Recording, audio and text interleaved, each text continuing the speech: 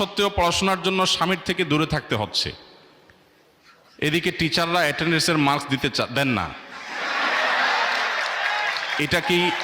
এটা কি গুনাহ হচ্ছে?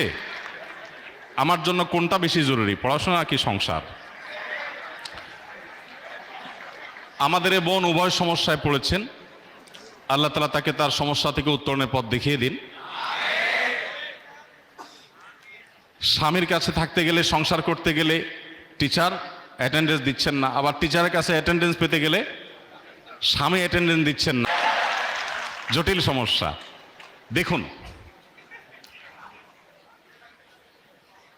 ইসলামী শরিয়ার যে আদেশ নিষেধগুলো, এগুলো আমাদের অনেক সময় ভালো লাগে না, আমাদের অনেক সময় মনে ধরে না, কিন্তু বাস্তবতা হলো ইসলামী শরিয়া এসেছেই মানুষের কল্যাণে। আল্লাহ বলেছেন শারা আলাকুম মিনাদ দীনি মা ওয়াসা বিহি নূহান ইলা আখিল আয়া।